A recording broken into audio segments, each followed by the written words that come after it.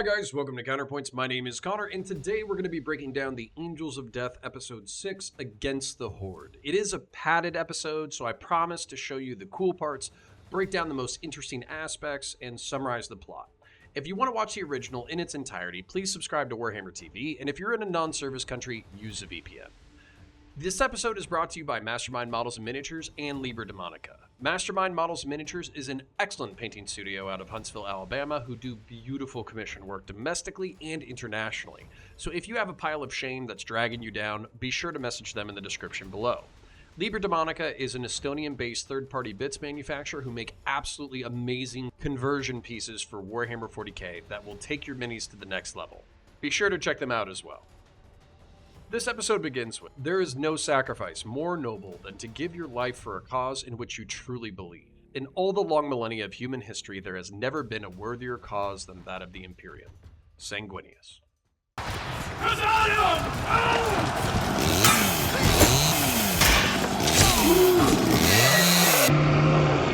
In blood you are armored!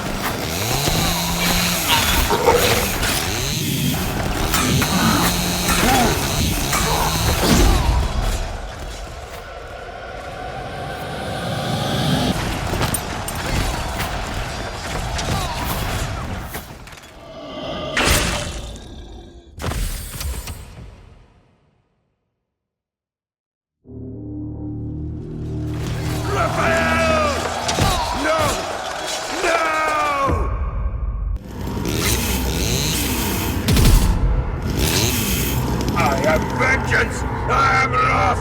I am dead! Kazarian! Lower your sword! It passes.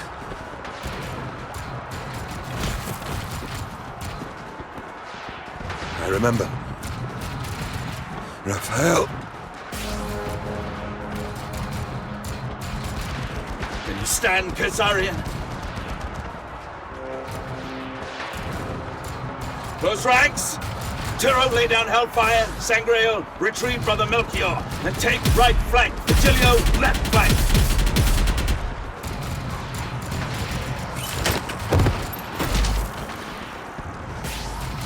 On your feet, brother.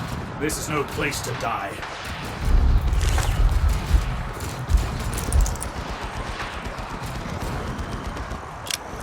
Together for the blood!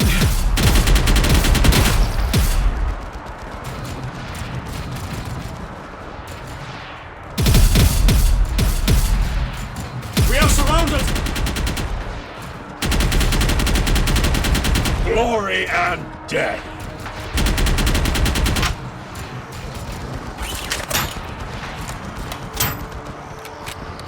We need Kazarion's aid! He has more need of ours in this moment.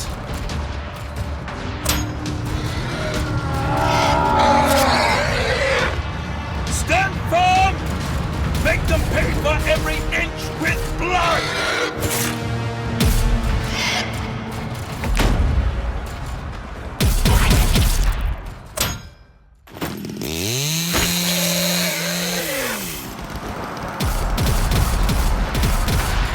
Are you with us, Kazarian?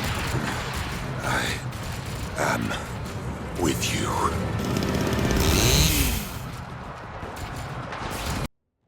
So we see again the death of Raphael, giving his life for the Imperium and for his brother Kazarian to save him from the Black Rage. It is only because of the sacrifice of the forces of the Imperium that humanity is able to endure the horrors of the 41st millennium.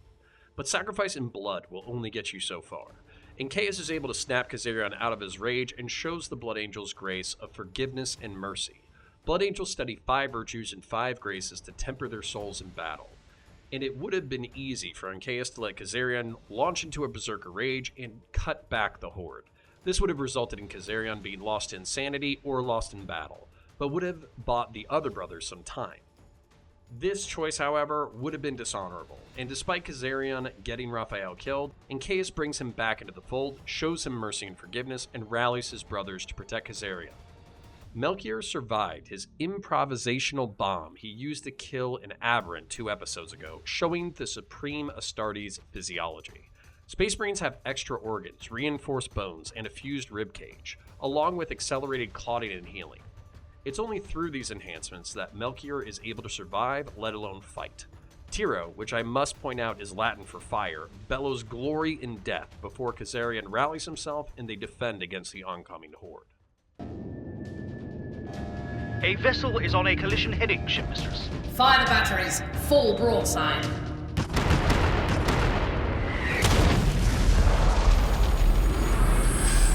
Several targets are above the plane of gun traverse. Vessels are increasing engine burn. They mean to ram us, Shipmistress. Then they will hasten their doom. All hands, brace for impact.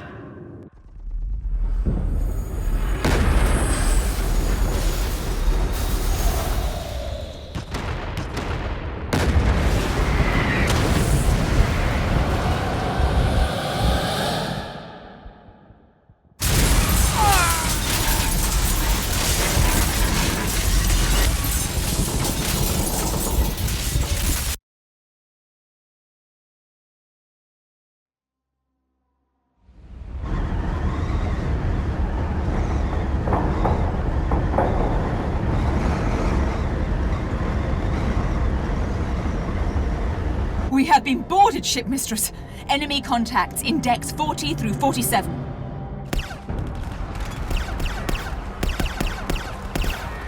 Lord Hadriel, we're a sitting target. We need to be free of the dock now. I am working as swift as Mercury, Mistress Sulcan. With respect, the bridge is under threat, and if we are not free soon... I am aware of the consequences.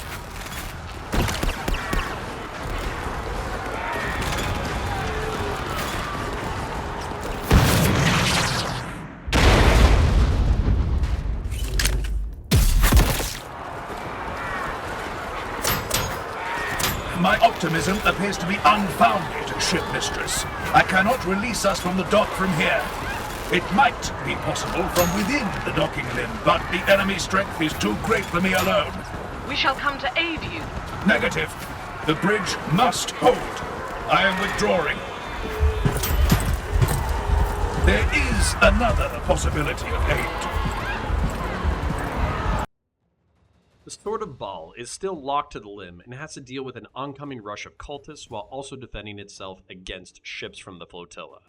These defenses fail and the Sword of Baal is rammed and infected with Gene Stealers. Shout out to my Servo Skull, who I hope is able to fly back in. The Gene Stealers have enhanced physiology, allowing them to cling to the catwalks and survive the vacuum of space. While this is extreme, Tyranids are the peak of evolutionary pressure, constantly refining their biology to be the apex predators of the galaxy. This is actually possible, as there are microscopic organisms known as tardigrades who are capable of surviving in the vacuum of space. Servitors often accompany their masters into battle, and a funny nod to the tabletop is that you cannot target characters if there are enemy units between your firing unit and that character, meaning that when the Gene Stealer cult member hit the Servitor with a rocket instead of the Tech Marine, it wasn't poor aim. He was just following the rules of the Warhammer 40,000 tabletop. We then cut to Captain Orfeo, who is on a surgeon's table recovering from his wounds. The captain was taken and saved by Magos Castia Theta 9. Astartes are able to absorb information faster than normal humans, so the Magos briefs Captain Orfeo on the fall of Naiades. Naiades was an average planet, only special in that it had an astro-telepathic relay, and it was used as a warp way station. Gene Stealers infected the planet and went through their normal process of infection, mutation, duplication, and revolution. The opening of the Great Rift isolated the planet, forcing a majority of the Gene Stealers to enter dormancy. In order to survive, the astro-telepathic relay was hijacked and storm-racked ships were drawn in and infected. The flotilla now waits for the storms to pass so they can travel on and infect more Imperial worlds.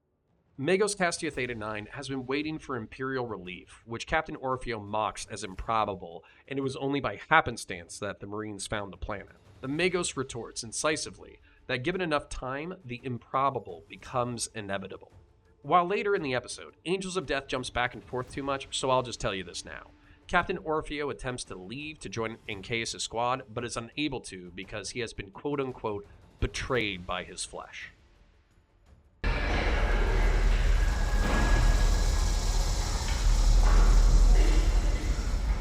What are they doing? What does it matter?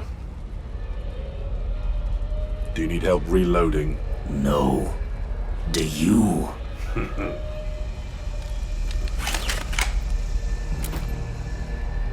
They won't face us piecemeal. Give them a moment. This is the end, then. It has been my honor to stand with you, brothers. To the slaughter, then.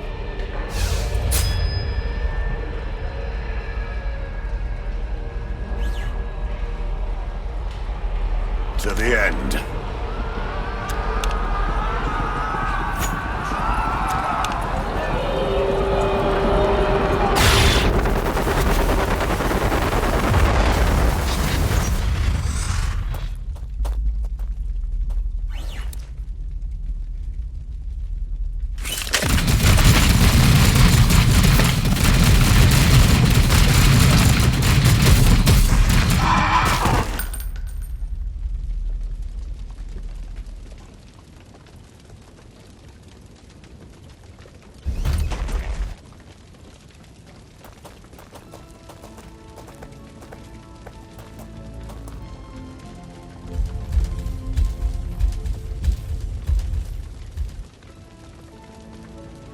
By the Angel's grace. There's more work here than our Father's grace. We are designated proxy units for Magos Dominus Castia Theta 9. I have data knowledge of your captain. Follow.